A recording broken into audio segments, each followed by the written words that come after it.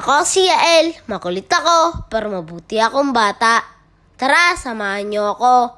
Ngayong gabi nga po pala, sinama po kami ni Papa, mag-aaral daw po siya mag-drive. Kaso wrong timing po, bigla po kasi umulan, kaya si Tito Brian na lang po muna nag-drive. Hindi pa po kasi masyado marunong si Papa. Papunta po pala kami sa Riverbank, Marikina. Si Tita Mayla nag-iaya po sa mga oras na po na to.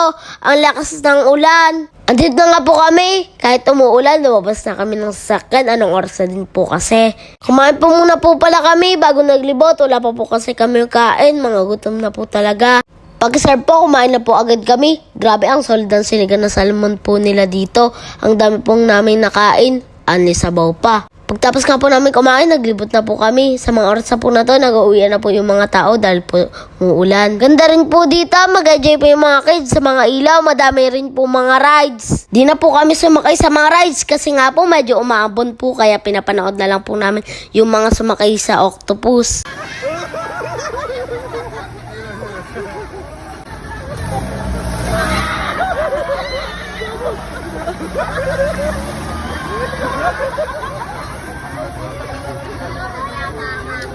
Tapos nga po namin pumunta sa mga rides, naglaro ako ng basketball. 4 na bola, 50 pesos po ang bayad. Nakatatlong laro kami, kaso kahit isa walang na-shoot.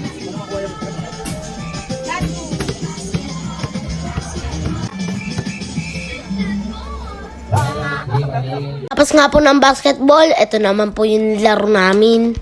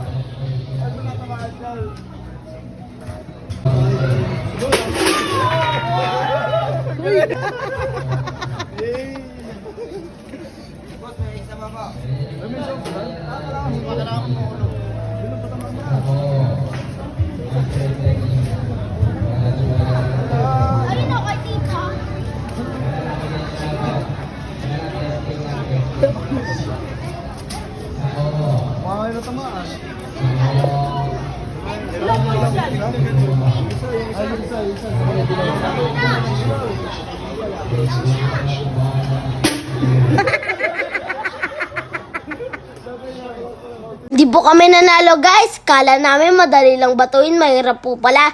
Naglaro po pala dito si Tita Mayla at Tito Brian bago po kami umuwi. Pauwi na po kami, nag-enjoy po ako kahit sobrang saglit lang po namin dito sa mga oras na po na to. Si Papa na po magdadrive pauwi. Galing naman ni Papa mag-drive, konting practice pa po para po sa susunod na aalis natin, ikaw na po ang magdadrive. Hanggang dito na lang po. Bye-bye po.